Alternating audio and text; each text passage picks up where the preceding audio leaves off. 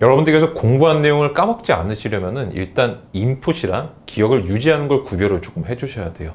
인풋 같은 경우는 여러분들께서 잘 모르시고 계신 경우가 많은데, 공부가 끝난 직후에 인풋을 완전하게 만들어 주신 게 가장 좋고요. 그게 안 될 때는 이제 하루가 끝날 때 여러분들이 피드백하는 과정 속에서 인풋을 완전하게 만들어 주셔야겠죠.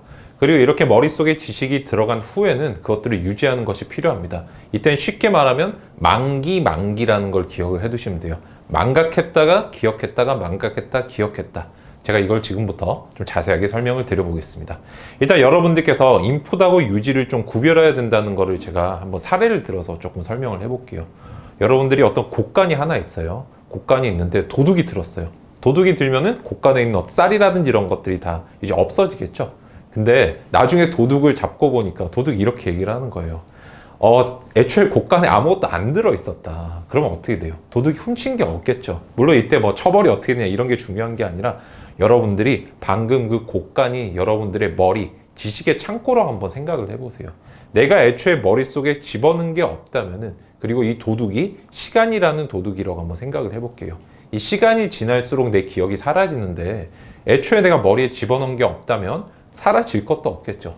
근데 여러분들이 많이 착각하시는 게, 내가 머리에 뭔가를 집어넣는 걸 제대로 하지 않은 상태에서, 즉 곡간 속에 지식을 집어넣지 않았는데 계속 도둑 맞지 않으려고 그것만 고민을 많이 하신단 말이에요. 막 그 열쇠도 채워보고 막 전기 담장도 설치하고 막 경보기도 설치하고 그러는데, 그거는 헛된 노력이에요. 애초에 곡간 속에 뭔가를 집어넣어야 내가 지킬 게 존재를 하겠죠. 그래서 여러분들이 뭔가를 머리에 집어넣는 것과 그 다음에 그 집어넣은 걸 지키는 작업을 구별을 일단 해주시는 게 가장 중요하다. 이걸 조금 먼저 말씀을 드리고 싶고요.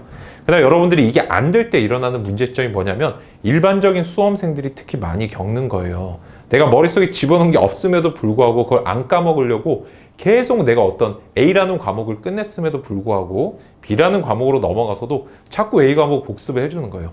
B 과목 공부하다가 A 과목 복습. 그러면 어떤 이제 악순환, 어떤 이런 순환, 악순환의 구조가 생기냐면은, 계속 내가 A라는 거 공부해도 까먹은 것 같고 공부해도 까먹은 것 같고 이러니까 B라는 과목을 나가는 것보다 A라는 과목에 복습하는 시간을 훨씬 투자를 많이 하게 되는 거예요. 그러니까 여러분들이 과목이 쌓이면 쌓일수록 불안함만 커져는 가죠. 내가 공부를 해도 머리에 남는 게 없는 것 같다. 그러면은 점점 머리를 탓하게 되고, 나는 다른 사람보다 못하나 봐, 이렇게 안 좋은 생각에 빠지게 됩니다. 그래서 여러분들이 일단 이런 불안함의 루프에서 조금 빠져나오시는 게 굉장히 중요하고요.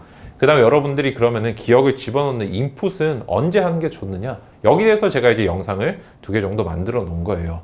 하루가 끝날 때 여러분들이 한번 총 점검해 주셔야 되는데, 그 전에 언제 가장 복습의 황금 시간대가 있다 그랬어요. 정확히는 복습이라는 용어를 쓰고 있지만은 더 중요한 것보다 완전하게 인풋하는 것, 내가 머릿속에 지식이 제대로 들어갔는지 확인해 보는 게 중요하다고 말씀드렸죠. 그 경우에 여러분들께 필요한 것은 바로 공부 직후에 한 10분 정도의 시간입니다. 그 시간만 정확하게 좀 잘 지켜주시면 머릿속에 지식이 좀 잘 들어갈 수가 있어요. 아시겠죠? 그것들 좀 기억해 주시고, 그럼 제가 머릿속에 지식을 집어넣는 원리도 조금 설명을 드릴게요. 이건 제가 여러 번 들었던 어떤 예시이기도 한데, 여러분들이 별 모양의 어떤 도형을 머릿속에 집어넣을 때는 별 자체를 머리에 집어넣으려고 하시면 안 돼요. 내가 삼각형과 오각형을 머릿속에 가지고 있는 상황이라면 이걸 분해했다가 재구축하는 작업이 필요합니다. 이것도 제가 오랜 시간 동안 기억할 수 있는, 즉 단기 기억을 장기 기억화시키는 법이라는 영상에서 한번 설명을 해드린 적이 있죠. 그래서 여러분들이 공부가 끝난 10분 동안 그냥 쭉 되돌아보시는 건 어떤 재구축의 과정이 아니, 복습이 아니에요. 기억의 정착, 인풋이 아니란 말이에요. 그때 해야 되는 건 뭐다? 나만의 기준으로 내가 배웠던 것을 한번 정렬해 보는 것이 필요하다. 그 시간이 보통 10분 만에 안 돼요. 뭐 쉬는 시간에 얘기도 해야 되고 좀 쉬고 해야 되니까. 그죠? 그래서 체크를 해뒀다가 반드시 집에 가서 오늘 공부했던 내용들을 쭉 한번 모아서 나만의 기준으로 다시 한번 정리해 주는 게 중요합니다. 나만의 기준을 새로 세워야 된다는 뜻이 아니에요. 선생님이 해주신 기준과 같을 수도 있지만, 내가 생각해서 내린 결론이 선생님이 분류한 기준들, 지식을 나한테 가르쳐준 기준과 동일할 수도 있지만, 어쨌든 내가 생각을 해서 그런 결론까지 가야 된다는 거예요. 뭔지 아시겠죠? 이게 그 다음 중요한 포인트고요. 그 다음 여러분들이 이제 조금 발상의 전환을 해주실 필요가 있어요. 뭔가 기억을 정착시킨 게 있다고 한다면 이때부터 해야 되는 게 뭐다? 바로 기억을 지키는 거예요. 이걸 이제 기억을 유지해 간다, 이렇게 생각할 수 있겠죠. 근데 여러분들 여기서 정말 잘못 알고 계신 것 중에 하나가 뭐냐면, 나는 까먹지 않기 위해서 복습해요, 이런 분들 대부분 공부를 못하는 분들이 가능성이 굉장히 높아요.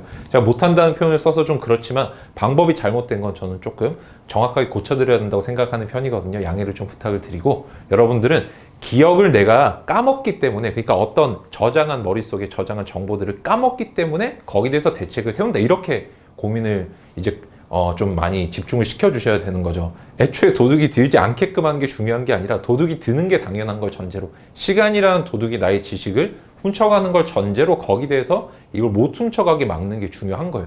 세상에서 도둑의 존재를 그냥 씨를 말려버리겠다, 이런 거 불가능하겠죠. 여러분들이 당연한 섭리 같은 것들을 거스르려고 하시면 안 돼요. 사람은 시간이 지날수록 어떤 기억이 약화되고 쇠퇴되는 건 당연한 것이다, 이걸 전제로 기억을 강화시키고 유지하는 훈련을 자꾸 해주셔야 돼요.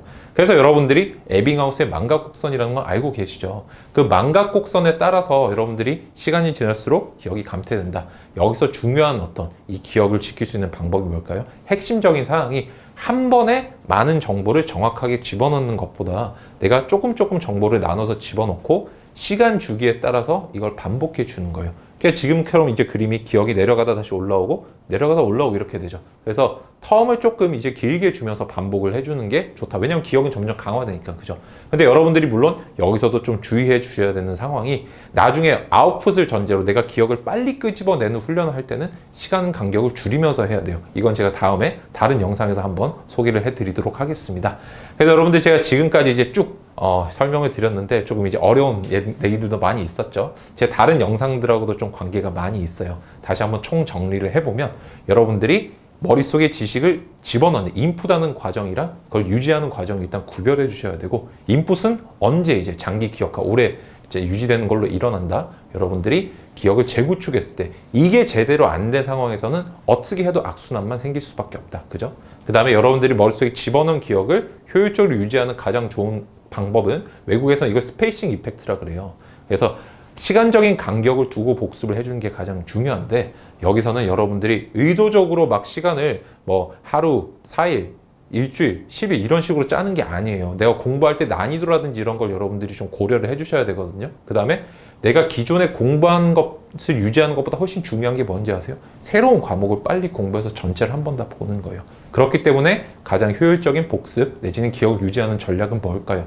최대한 빠르게 이 과목을 끝내고 그 다음 과목으로 빨리 넘어간 후에 다시 원래 과목으로 돌아오는 거예요.